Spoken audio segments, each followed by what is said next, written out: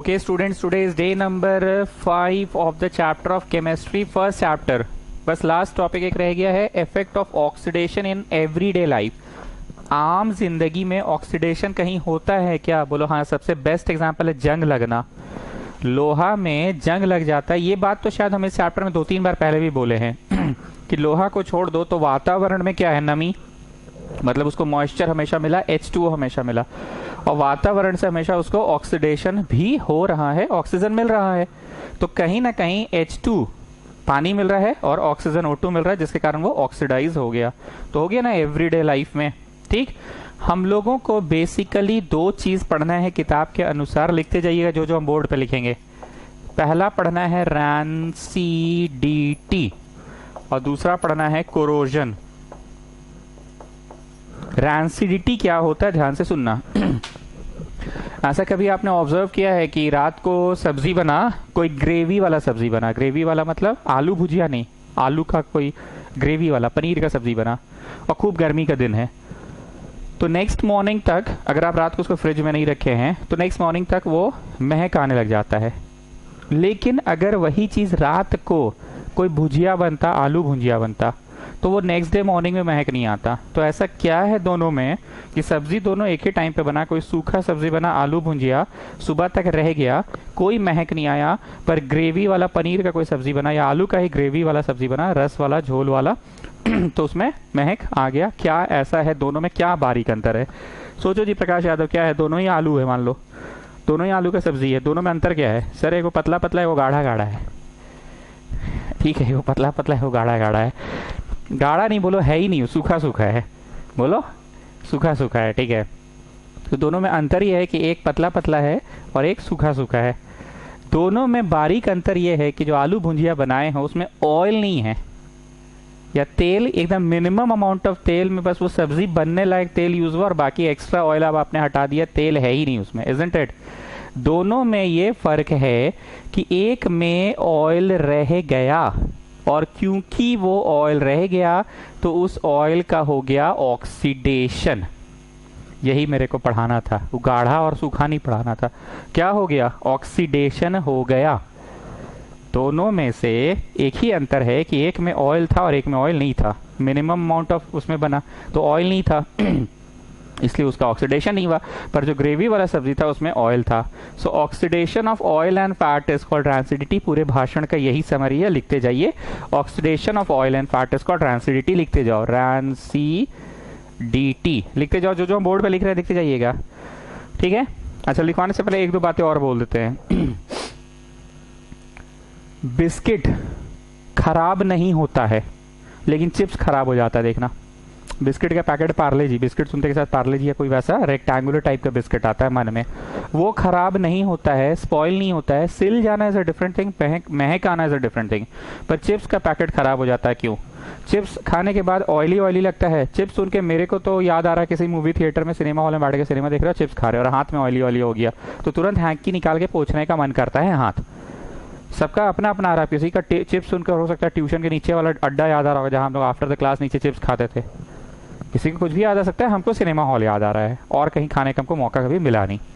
So what I want to say, chips का packet अगर खुला रह जाए तो वो सड़ जाता है 2 दिन में, बिस्किट का पैकेट खुला रह जाए तो नहीं सड़ता है। दोनों में क्या डिफरेंस है ऐसा? बिस्किट भी भैया बाहर का सामान है और चिप्स भी बाहर का सामान है। चिप्स होता है ऑयली, खोल देने के बाद उसका तेल जो है, ऑयल्स एंड फैट्स, वो ऑक्सीडाइज हो जाता है। लेकिन जो बिस्किट है वो नहीं होता है ऑक्सीडाइज, उसमें मतलब ऑयल है ही नहीं, तो ऑक्सीडाइज क्या होगा? ठीक है, बिस्किट में कोई ऑयल नहीं है। लेकिन सर निमकी बिस्किट जो खाते हैं ना हम लोग, गोल गोल वाला, हाँ ठीक है, निमकी बिस्किट थोड़ा सा ऑयली ऑयली टाइप का लगता है, तो वो ऑक्सीडाइज हो जाता होगा। ठीक है, तो जो भी सामान ऑयली है उसका ऑक्सीडेशन हो गया, दैट इज कॉल्ड रैंसिडिटी। एक बार हमको फाइनल डेफिनेशन बोलिए, प्रशंसा आप बोलिए फाइनल डेफिनेशन रैंसिडिटी का, बोलिए। ऑक्सीडेशन ऑफ, हाँ ठीक है, क्या चीज का oxidation? Oxidation of oils and fats present in food. Present in food नहीं भी बोलिएगा तो चलेगा, मेन चीज ये है कि oxidation of oil and fat is called rancidity. Vishnu Priya एक बार आपसे सुनना चाहेंगे रैंसिडिटी का डेफिनेशन। सर वो जो तेल और घी होता है ना, अच्छा हाँ ठीक है, घी भी, वो लड़की ठीक ही बोल रही है, ऑयल्स फैट्स, अच्छा तो फैट्स ही में तो आ गया जी घी, ठीक क्या बोल रही है? अच्छा ठीक है, चलो ठीक ही बोल रही है। जो तेल घी होता है ना, खराब जो हो जाता है ना कहीं हवा के संपर्क में आके जो खराब हो जाता है ना, उस फेनोमेना को रैंसिडिटी बोलते हैं सर। चलो ठीक है, तुम भी सही बोलो। शिवम तुम बोलो। सर देखिए ऐसा है ना, जितना रात का सब्जी बच गया ना, तो अगर उसको बढ़िया से खौला के नहीं रखेंगे ना। ये क्या बोल रहे हो जी, खौला के? हाँ सर, अगर बढ़िया से खौला के नहीं रखेंगे ना तो सुबह तक खराब हो जाता है। क्यों जी, खौलाने से ऐसा क्या हो जाता है? सर वो तो नहीं पता, पर इस फेनोमेना को ही रैंसिडिटी बोलते हैं। ठीक है, फिलहाल कैसे प्रिवेंट करना है वो हम नहीं बता रहे हैं। फिलहाल 3 बच्चों ने अपने अपने हिसाब से एक ही बात बोलकर निकल के सामने आया। वो सामने वाली बात क्या थी? The phenomena of oxidation of oil and fat. चलो लिखते जाओ रैंसिडिटी का पहला point, when the food items containing when the food items containing oil and fats are exposed to air or oxygen, then they get oxidized. Then they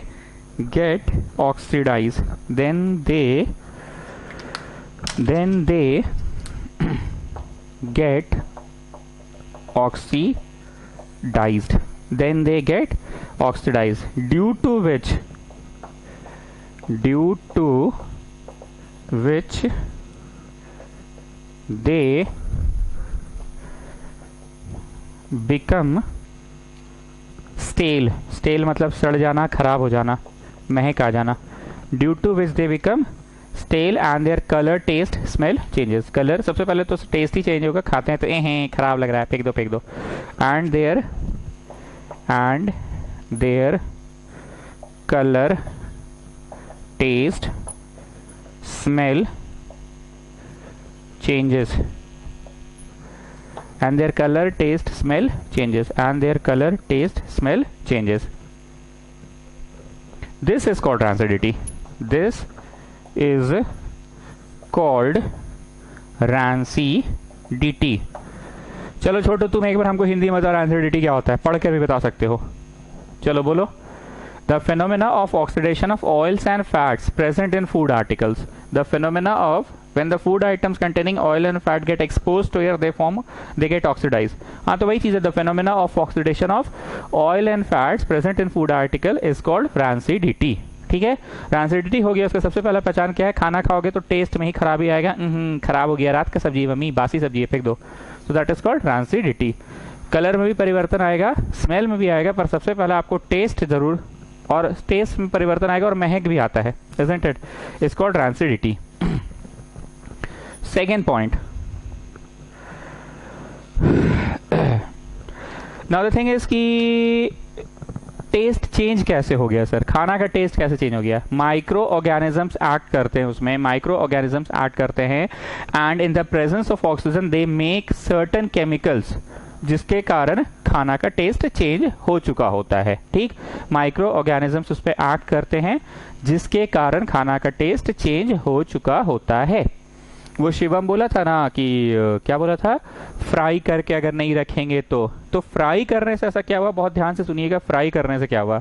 when you are heating it, रात को जब तुम बचा हुआ सब्जी, मान लो रात को सब्जी बना, बच गया, कल सुबह नाश्ता में ये काम आ जाएगा। रात का बचा हुआ सब्जी को अगर आप खौला देते हैं, गर्म कर देते हैं, कहीं ना कहीं यू आर डूइंग ओवरहीटिंग करने से तुम माइक्रो ऑर्गेनिजम्स को मार देते हो, जिसके कारण खाना खराब होने से वो लोग बच जाता है या बचा देता है। तो लिखिए second point, micro organisms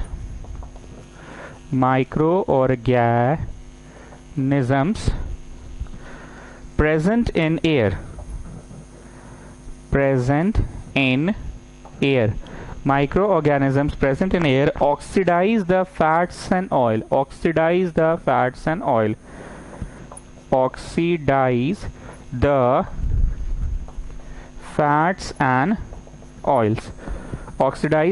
fats and oils, present in food to make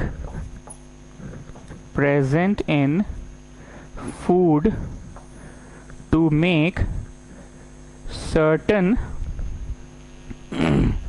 present in food to make certain compounds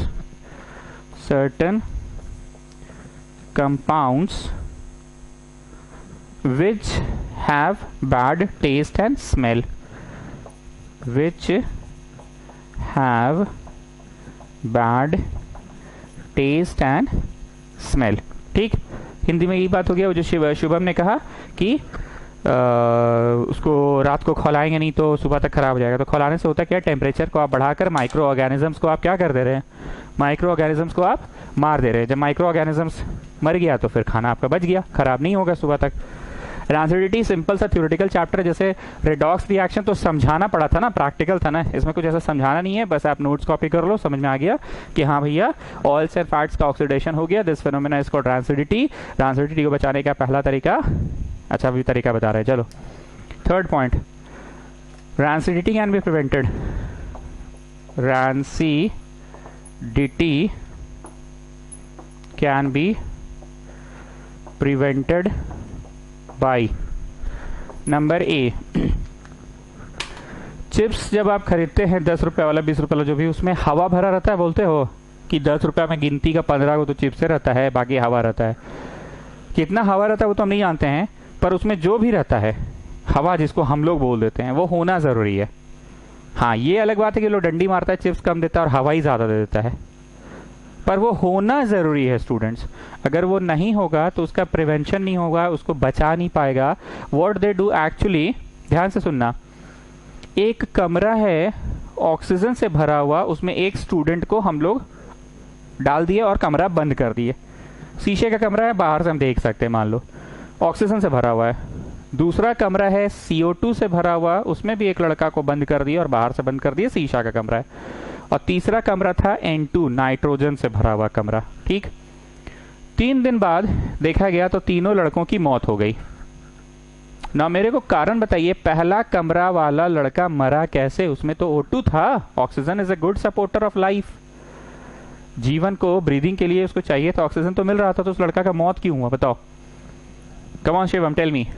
sir ऐसा है ना कि वो सांस तो ले रहा था। यस, सांस तो ले रहा था ऑक्सीजन, पर वो साथ ही साथ CO2 भी छोड़ रहा था। और क्योंकि शीशे का कमरा था, पूरी तरह से बंद था स्टूडेंट्स, तो CO2 निकल नहीं पा रहा था, धीरे धीरे ऑक्सीजन घट रहा है और जो जहरीला चीज है कार्बन डाइऑक्साइड पॉइजनस गैस वो बढ़ रहा था, तो धीरे धीरे उसका मौत हो गया। 2 दिन 3 दिन लगा और उसका मौत हो गया, बिकॉज ऑफ ऑक्सीजन की बिकॉज ऑफ CO2 की because of deficiency of oxygen? Sir दोनों ही बात सही है, डेफिशिएंसी ऑफ ऑक्सीजन हुआ ऐसा भी बोल सकते हैं, चाहे ऑक्सीजन खत्म हो रहा था, धीरे धीरे CO2 बढ़ रहा था, इसलिए मौत हो गया उसका। ठीक है, इसलिए इसका मौत हो गया। मेरे को प्रकाश यादव तुम बताओ, दूसरा कमरा वाला लड़का का मौत क्यों हो गया? सर क्या बात करते हैं आप, उसको आप जहर वाला गैसवा में भर दीजिएगा तो मरबे करेगा ना। ओके, मतलब प्रकाश यादव ने ठीक बोला कि जहर वाला गैसवा में भर दीजिएगा तो मरबे करेगा ना। जहर वाले कमरे में उसको बंद कर दिया गया, मतलब उसका इमीडिएट मौत हो गया होगा, 2-3 मिनट या मैक्सिमम 5 मिनट के अंदर मौत हो गया होगा। क्यों? अकॉर्डिंग टू प्रकाश यादव उसने सही बोला, जहर वाला कमरा में बंद कर दिया तो मौत हुआ तो होबे करेगा ना सर। ठीक है, चलो गुप्ता थोड़ा बुद्धि वाला क्वेश्चन तुमसे पूछ रहा है। ठीक है, ये जो तीसरा वाला कमरा है, इसमें तो ऑक्सीजन था नहीं, तो उसको तो सांस लेने के लिए कुछ था भी नहीं। तीसरा वाला कमरा में तो CO2 भी नहीं था, मतलब हमने कुछ जहरीला चीज भी नहीं दिया। तो भैया N2 दिए तो कैसे मर गया ये? N2 तो जहरीला नहीं है, N2 तो जहरीला नहीं है। तीसरा वाला जो कमरा है उसमें ना हम ऑक्सीजन दिए कि हाँ गुड सपोर्टर ऑफ ब्रीदिंग दे दिए, लाइफ दे दिए, वो सपोर्टर खत्म इसलिए मौत हुआ, ऐसा तो हुआ ही नहीं। ना ही हम जहरीला गैस CO2 दिए थे। तो गुप्ता ये तीसरा वाला कमरा वाला लड़के की मौत क्यों हुई? सर देखिए ऐसा है ना कि नाइट्रोजन ना क्या नाइट्रोजन है सर, इनर्ट है, मतलब वो समझ लीजिए ना कांग्रेस का है ना बीजेपी का, बीच का है, न्यूट्रल है, ना इसका समर्थन करता ना उसका समर्थन। ओके गुप्ता, बहुत बढ़िया। गुप्ता ने सही बात बोला, नाइट्रोजन इज इनर्ट, ना ही वो कंबशन को सपोर्ट करता, आग लगने देता है, ना ही वो कंबशन को स्टॉप करता है। CO2 क्या है? कंबशन को सीधे बुता देता है, और ऑक्सीजन क्या है? कंबशन को सीधे सपोर्ट कर देता है। पर नाइट्रोजन के साथ क्या है? ना ही वो आग को जलने देता है, ना ही आग को बुझने देता है, न्यूट्रल है। लाइफ की बात करें तो ऑक्सीजन सपोर्ट करता है और CO2 सपोर्ट नहीं करता है अगेंस्ट लाइफ है, पर नाइट्रोजन न्यूट्रल, ना सपोर्ट करता ना विरुद्ध है। N2 से भरा अगर कमरे में माचिस मारोगे ना, तो बत्ती अगर नहीं जला, माचिस नहीं जला, तो इसका मतलब उसमें O2 नहीं था, सपोर्टर भी नहीं था और जहर भी नहीं था, जहर ने भी नहीं बताया। ऑक्सीजन अपनी मौत, वो माचिस की तीली अपनी मौत खुद मरा, ये लड़का जो मरा वो अपनी मौत खुद मरा। N2 तो भैया न्यूट्रल था, N2 का कोई योगदान नहीं था, ना ही वो सपोर्ट किया लाइफ को ऑक्सीजन की तरह, ना ही वो खत्म किया लाइफ को CO2 की तरह। कमिंग बैक, चिप्स पैकेट्स में जो तुम बोलते हो ना कि 10 रुपए के चिप्स खरीदते, उसमें हवा भरा हुआ था, हवा या जो भी है, पर वो होना बहुत जरूरी है। एक्चुअली उसमें होते हैं एंटीऑक्सीडेंट्स, या फिर तुम नाइट्रोजन गैस बोल सकते हो, सिंपल भाषा में नाइट्रोजन गैस होते हैं। नाइट्रोजन गैस होना बहुत जरूरी है, क्योंकि अगर नाइट्रोजन गैस नहीं हुआ तो वो इनर्ट गैस नहीं होगा, इनर्ट गैस नहीं होगा तो हवा होगा, और हवा होगा तो फिर ओले हो जाएगा। इसलिए N2 गैस को इंटेंशनली भरा जाता है चिप्स पैकेट्स में, ताकि नाइट्रोजन के प्रेजेंस में, इनर्ट गैस के प्रेजेंस में वो चिप्स मुंबई में प्रोडक्शन होता है और अपना यहाँ झारखंड बिहार का खाई के पान बनारस वाला पान दुकान तक में बिकता है। तो वहां से प्रोडक्शन होकर यहाँ आया, कम से कम 15 दिन 20 दिन का सफर तय कराया, तब तक तो चिप्स खराब हो जाता, नहीं हुआ, क्योंकि वो कौन से गैस में उसको हर वक्त रखा गया था, नाइट्रोजन गैस में। नाइट्रोजन में क्यों विष्णु प्रिया? क्योंकि वो सपोर्टर नहीं है। चलिए, flushing the food container with N2 gas, flushing the food container with nitrogen gas. Reason तो समझ में आ ही गया आप लोगों को, रीजन क्या है? Nitrogen is neutral gas. लिखते जाओ, nitrogen being inert gas prevents the oxidation of food या oxidation of oil and fat, जो भी बोलो एक ही बात है। Prevents the oxidation of food. Potato chips packet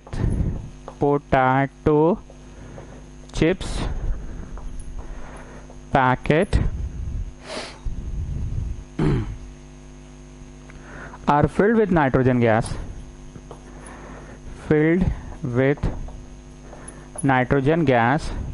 to prevent rancidity,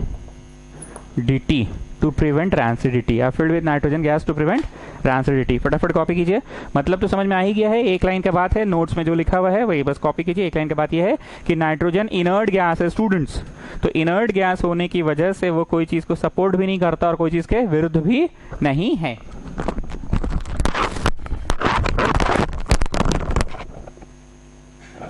चलो, नंबर बी कहां तक पहुंचे जी? Flushing the food with nitrogen gas ना। Keeping the food in refrigerator,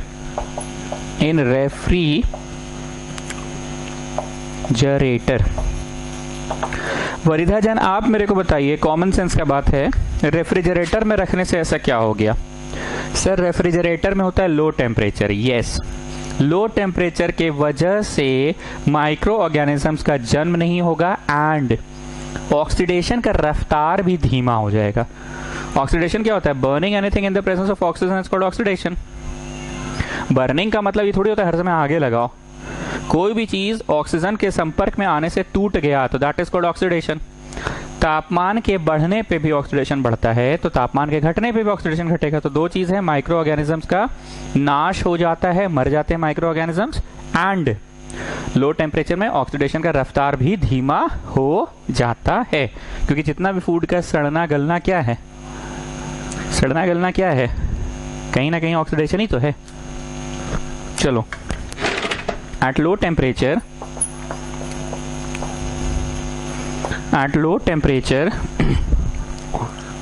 the process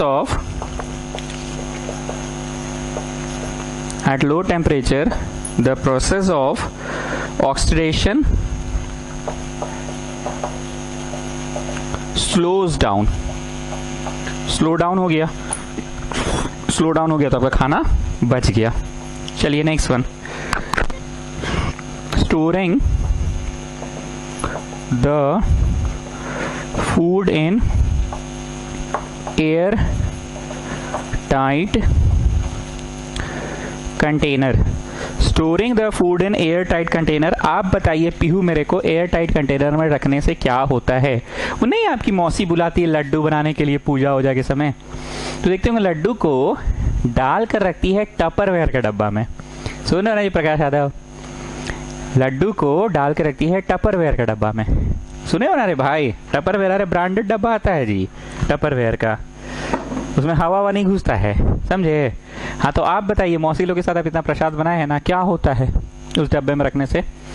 ठीक है सर, हमको ये सब नहीं पता, हम सिर्फ प्रसाद बनाने जाते हैं। अरे तो अगला बार प्रसाद बनाने जाइएगा ना तो पूछ के आइएगा कि क्या होता है ऐसा करने से। Okay everybody listen, air tight container का मतलब उसमें हवा तक नहीं घुस सकता है। क्योंकि हवा तक क्यों बोले? क्योंकि हवा तो कहीं भी घुस सकता है ना, पर एयर टाइट कंटेनर का यही खासियत है कि उसमें हवा तक नहीं घुस सकता है। तो उसमें जो मौसी लोग लड्डू बना के देती है बेसन का, वो लड्डू को रख के बंद कर दो, हवा घुसेगा नहीं। तो जो घी वाला वनस्पति घी वाला जो लड्डू है वो ऑक्सीडाइज होगा नहीं। तो एयर टाइट कंटेनर में क्या है, ऑक्सीजन का सप्लाई कट ऑफ कर दिया तुमने, है ना? देखो, in air tight container, in air tight container due to reduce supply of oxygen,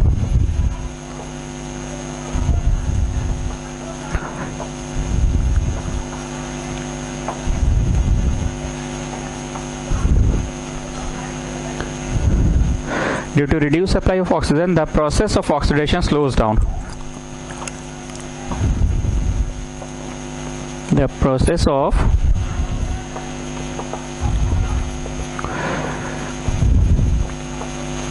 oxidation slows down. The process of oxidation slows down. ठीक है? In airtight container, due to reduced supply of oxygen, the process of oxidation slows down. हवा का कटौती कर दिया तुमने, तो कहीं ना कहीं क्या हुआ? कहीं ना कहीं क्या हुआ? Process of oxidation slows down हो गया। जब हवा ही नहीं है तो ऑक्सीडेशन कहाँ से होगा? सो इन एयर टाइट कंटेनर क्या हुआ? क्लियर हो गया बात? एयर टाइट कंटेनर में क्या हुआ? एयर टाइट कंटेनर में हवा का संपर्क आपने कटौती कर दिया, तो कहीं ना कहीं ऑक्सीडेशन का सप्लाई कम हो गया। Next is adding antioxidants. Adding antioxidants. Okay students, now listen to me very carefully. आपने ये नोटिस किया होगा कि गर्मियों में स्किन थोड़ा सा ऑयली हो जाता है और फुंसी जैसा कुछ निकल जाता है। ऐसे लोग अगर डॉक्टर नहीं दिखा रहे हैं अपना स्किन के लिए, skin specialist, you know skin specialist, अगर स्किन स्पेशलिस्ट नहीं दिखा रहे हैं तो एक इलाज है, अपना चेहरा हर 1.5-2 घंटे में साबुन से धोते रहो।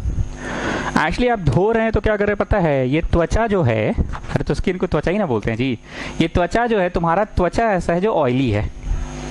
तुम्हारा त्वचा ऑयली है, ऑयल सिक्रीट करता है तुम्हारा त्वचा। वैसे हमको भी चेहरा मेरा गीला हो जाता है, देखे होंगे हम क्लास में रुमाल से पोंछते रहते थे, यहाँ भी है, पोंछते हैं, कैमरा के सामने नहीं पोंछते पर पोंछते हैं यहाँ भी। तो आप ये देखे होंगे कि कुछ लोगों का स्किन ऑयली होता है, ऑयल तो सिक्रीट करेगा, ये त्वचा का काम है। अगर उस ऑयल को आप या तो पोंछो हैंकी से और नहीं तो स्किन पे छोड़ दोगे तो हवा के संपर्क में वो ऑयल ऑक्सीडाइज हो जाता है। ध्यान से सुनना, हंसी मजाक करके बोल रहे पर बोल काम की बात रहे। वो ऑयल ऑक्सीडाइज हो जाता है। जब वो ऑक्सीडाइज हो गया तो कुछ प्रोडक्ट के फॉर्म में दिखना चाहिए, तो वही पिंपल्स के फॉर्म में दिखता है, जिसको हम लोग देहाती आदमी लोग फोड़ा बोलते हैं। क्या दिखता है? पिंपल्स के फॉर्म में दिखता है। फेयर एंड लवली का ऐड देखते होंगे आप। इसमें है एंटीऑक्सीडेंट जो आपकी त्वचा को हमेशा जमा रखे, मतलब ऐसा कुछ बोलता है ना, त्वचा को बोलता है ना, त्वचा को बोलता है ना, क्या रखे वो नहीं पता पर कुछ बोलता है ना त्वचा को। और क्या बोलता है? इसमें है एंटीऑक्सीडेंट्स, बोलता है इसमें है एंटीऑक्सीडेंट जो आपकी त्वचा को हमेशा जमा रखे, है ना। तो एंटीऑक्सीडेंट्स का मतलब क्या है? तुम्हारा स्किन का तो भैया काम है, तेल तो छोड़ेगा ही, क्योंकि तुम्हारा स्किन है ऑयली। तो तुम सुबह सुबह नहाने के बाद फेयर एंड लवली लगाओ, फिर दोपहर में एक बार चेहरा धोकर फेयर एंड लवली लगाओ, फिर शाम को ट्यूशन से लौट के घर जब जाते हो तो फिर एक बार फेयर एंड लवली लगाओ। तो फेयर एंड लवली लगाने से क्या हुआ, वो एंटीऑक्सीडेंट्स जो है इसमें है फेयर एंड लवली में, जो एंटीऑक्सीडेंट्स आपकी त्वचा को हमेशा एंटीऑक्सीडेंट से प्रोटेक्ट करे, मतलब ऑक्सीडेशन से प्रोटेक्ट करे। इतना तो नहीं बोलता पर एंटीऑक्सीडेंट्स ये शब्द का प्रयोग जरूर करता है। तो कहीं ना कहीं वो एंटीऑक्सीडेंट्स, नाम ही है एंटीऑक्सीडेंट्स। कंप्यूटर में डालते हो एंटीवायरस, वायरस को मारने के लिए एंटीवायरस डालते हो, isn't it? तो बस उसी तरह से एंटीऑक्सीडेंट्स ऑक्सीडेशन के प्रोसेस को स्लो डाउन कर देता है। विष्णुप्रिया, आप जरा तानिया से पूछिएगा कि कौन सा एंटीऑक्सीडेंट्स लगाती है वो, मतलब when she was in class 10 तो कुछ जोक हुआ था और उसका कुछ पता चला था राज हमें। एंटीऑक्सीडेंट्स लगाती है तानिया, पूछिएगा विष्णुप्रिया, ठीक है ना? बोलिएगा ये पढ़ाई हो रहा था क्या सर एंटीऑक्सीडेंट्स के बारे में, तुम्हारे बारे में क्या बोल रहे थे, पूछिएगा तानिया से। एडिंग एंटीऑक्सीडेंट्स लिखते जाओ, एंटीऑक्सीडेंट्स आर रिड्यूसिंग एजेंट। बता रहे रिड्यूसिंग एजेंट क्यों है, आर रिड्यूसिंग एजेंट, क्योंकि ऑक्सीडाइज नहीं करता है, ऑक्सीडाइज करता तो ऑक्सीडाइजिंग एजेंट, ऑक्सीडाइज नहीं करता तो रिड्यूसिंग एजेंट है। विच प्रिवेंट्स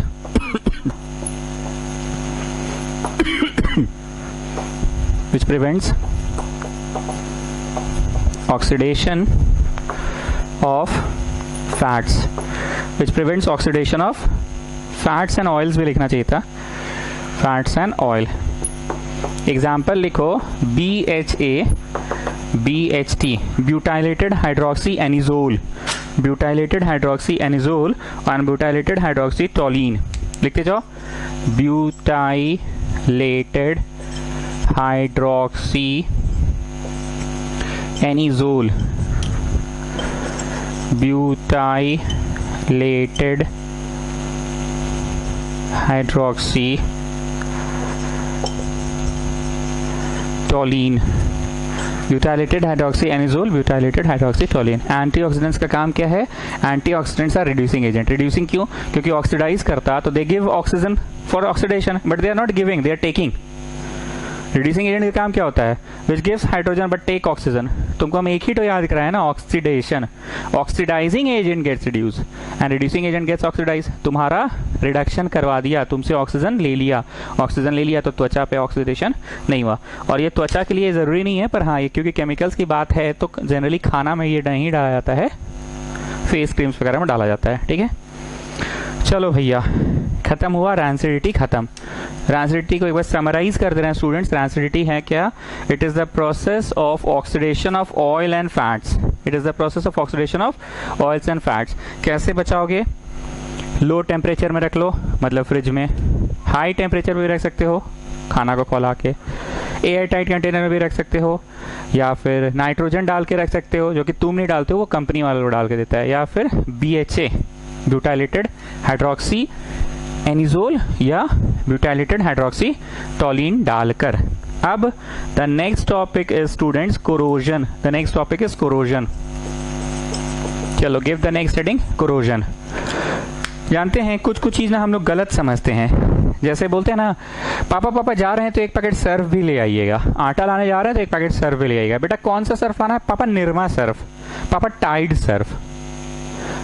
अरे निरमा सर्फ क्या होता है, टाइड सर्फ क्या होता है, सर्फ तो खुद में एक सर्फ है, तो फिर निरमा सर्फ कैसे हो गया। एक्चुअली हम लोग क्या करते हैं, जो प्रोडक्ट है ना ब्रांड नेम से पहचानते हैं उसको।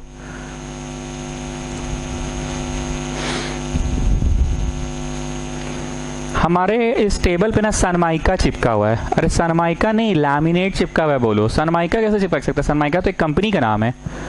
पर आपने हमेशा बचपन से ही सुना कि टेबल में सनमाइका चिपका है, सनमाइका ये इस बार चेंज करवाएंगे दिवाली में, सनमाइका पुराना हो गया, सनमाइका में दाग लग गया है। सनमाइका गलत है, उसको लैमिनेट बोलना चाहिए। उसी तरह से हम कोई भी कंपनी का प्रोडक्ट खरीदते हैं सबको सर्फ ही बोलते हैं। कोलगेट खत्म हो गया है, कौन सा कोलगेट, पेप्सोडेंट। अरे हाथ कट गया, चलो चलो डेटॉल लगाओ। अरे डेटॉल को कैसे लगाएं, डेटॉल तो एक कंपनी का नाम है, प्रोडक्ट नेम है। तुम बोलो एंटीसेप्टिक लिक्विड लगाइए, एंटीसेप्टिक लिक्विड लगाइए। तो उसी तरह से स्टूडेंट्स हम लोग ना कोई भी चीज में जंग लगा उसको कोरोजन बोलते हैं या उसको रस्टिंग बोलने लग जाते हैं।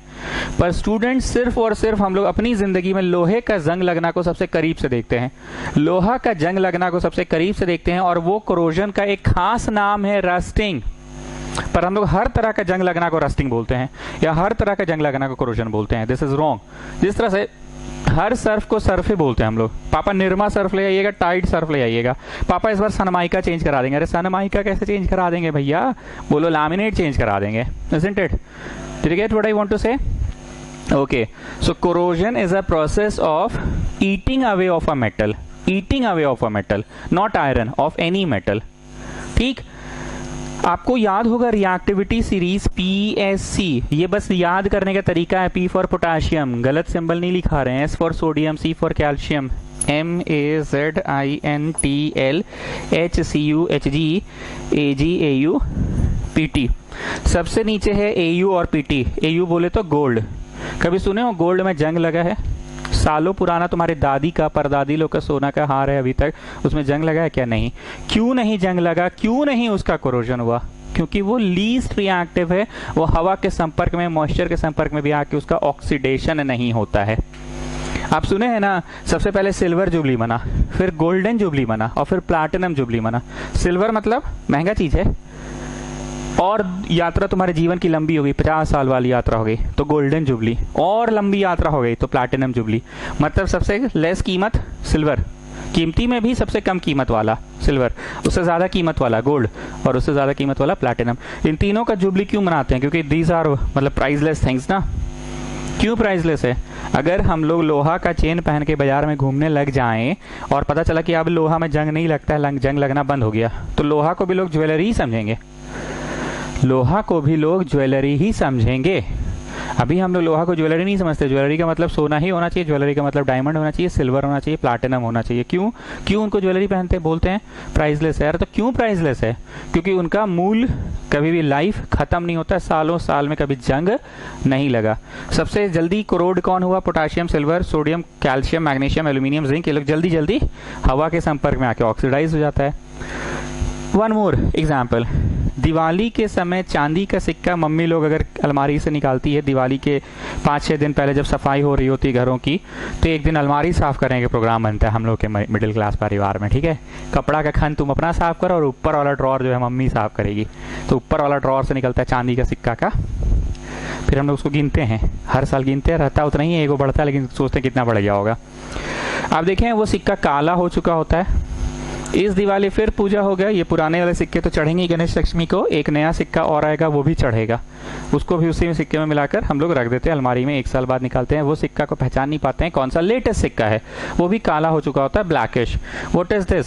सिल्वर में भी स्लो रेट में कहीं ना कहीं कोरोजन होता है, black coloured, is because of that. चश्मा जो लोग पहनते हैं, हम तो फ्रेमलेस पहनते हैं, जो लोग फ्रेम वाला पहनते हैं, यहाँ पे देखते होगे हरा हरा आ जाता होगा, यहाँ पे हरा हरा आ जाता है, इस जगह पे हरा हरा। क्यों? कॉपर का फ्रेम होता है वो, कॉपर का। ठीक है, कुछ लोग कार्बन फ्रेम पहनते हैं हमको पता है, और कुछ लोग फ्रेमलेस पहनते हैं हमको पता है, पर जो लोग फ्रेम वाला पहनते होंगे उनका यहाँ पे हरा हरा हो जाता है। वो हरा हरा बिकॉज ऑफ वॉट है? Because of the corrosion of copper. कितना तो कोरोजन की बात कर लिए हम? पहला सिल्वर का बात कर लिए जो ब्लैकिश हो जाता है हल्का, बहुत स्लो रेट में होता है पर होता है। दूसरा हमने कॉपर का बात कर लिया, ग्रीनिश। तीसरा सबसे बेस्ट एग्जांपल है जो अपना बोले ना, ये अलमारी हम लोग का लोहा का सालों पुराना है, जंग लग गया जहां तहां से, सो कोरोजन ऑफ आयरन। ठीक, चलिए लिखते जाइए। Corrosion, it is a process of slow eating up of metals by the action of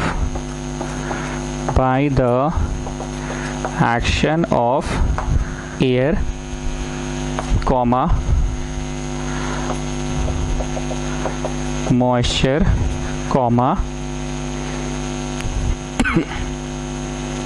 chemicals, full stop. Corrosion is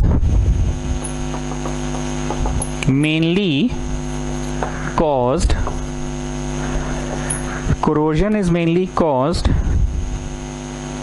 by the oxidation of metals, example one,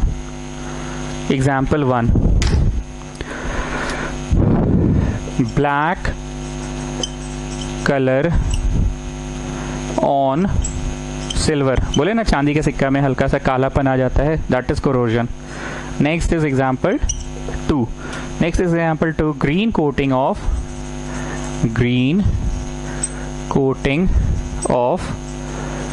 copper, green coating of copper. Next example three, rusting of iron. Rusting किसे कहते हैं, ध्यान से सुनना। लोहे के rusting का एक खास नाम है, सॉरी, लोहे का कोरोजन का एक खास नाम है, उस नाम को रस्टिंग कहते हैं। मतलब अगर लोहा कोरोड हो जाता है ना तो उसका स्पेशल नाम है रस्टिंग, लेकिन चांदी कोरोड हो तो कोरोड ही बोलते हैं। और क्या है, कॉपर कोरोड हो तो कोरोजन ही हुआ, पर लोहे का कोरोजन का एक खास नाम है रस्टिंग। लिखते जाइए, कोरोजन ऑफ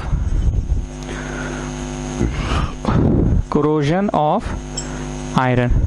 रस्टिंग किसे कहते हैं, कोरोजन ऑफ आयरन को। रस्टिंग किसे कहते हैं, कोरोजन ऑफ आयरन को।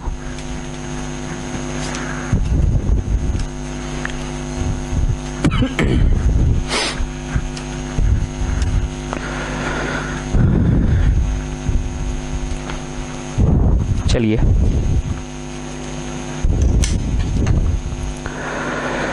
अब एक छोटा सा हेडिंग दे दो, रस्टिंग। रस्टिंग बोले तो किसका कोरोजन, बोलिए, रस्टिंग बोले तो किसका कोरोजन। लोहे में जब कोरोजन हो गया तो दैट इज कॉल्ड रस्टिंग। लोहे में जब कोरोजन हो गया तो that is called rusting. Corrosion of iron is called rusting. Corrosion of iron is called rusting. When an iron object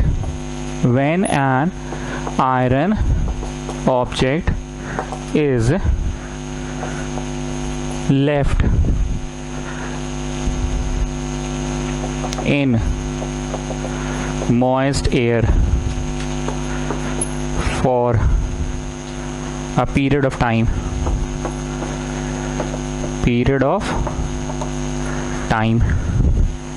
then it gets covered with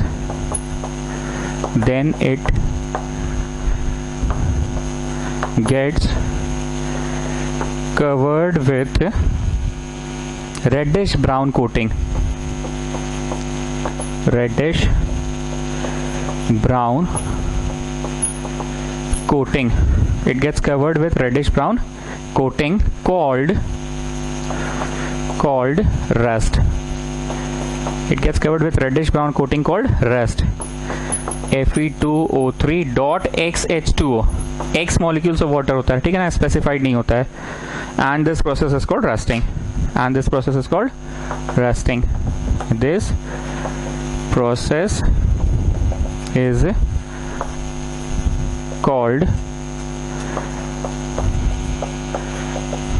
rusting. This process is called rusting. ठीक, chemistry में अब कुछ खास बचा नहीं है, वैसा सिर्फ थ्योरेटिकल बचा है एंड क्वेश्चन आंसर्स। तो केमिस्ट्री अब से रोज आधा ही घंटा होगा, ठीक है ना, आधा ही घंटा होगा और साथ में फिजिक्स होगा अब से, ठीक है, क्योंकि कुछ खास बचा नहीं है। और अब क्योंकि थ्योरेटिकल बचा है, समझाने वाला है नहीं, तो समझाने वाला रहता तो लंबा क्लास होता। अब क्योंकि थ्योरेटिकल है, सिर्फ क्वेश्चन आंसर्स लिख कर नोट्स लिख कर खत्म करना है, तो यहीं तक हो रहा है, आधा ही घंटा का क्लास होगा केमिस्ट्री, इसके बाद फिजिक्स होगा। तो next we will start physics electricity. जिन बच्चों को इलेक्ट्रिसिटी नहीं हुआ पढ़ाई उनके लिए मैं कुछ नहीं कर सकता हूँ, क्योंकि हमने सभी लोगों से पूछा, ज्यादातर लोगों ने इलेक्ट्रिसिटी कहा मुझे, तो मैं इलेक्ट्रिसिटी से शुरू कर रहा हूँ। ज्यादा लोग अगर लाइट बोलते तो मैं लाइट करा देता, पर इलेक्ट्रिसिटी कहा है लोगों ने तो मैं इलेक्ट्रिसिटी से शुरू कर रहा हूँ। नेक्स्ट क्लिप का वेट कीजिएगा, बस 5-7 मिनट में ही आएगा इलेक्ट्रिसिटी, ठीक है। और ये खत्म नहीं हुआ, ये आधा घंटा करके रोज होगा, ठीक है।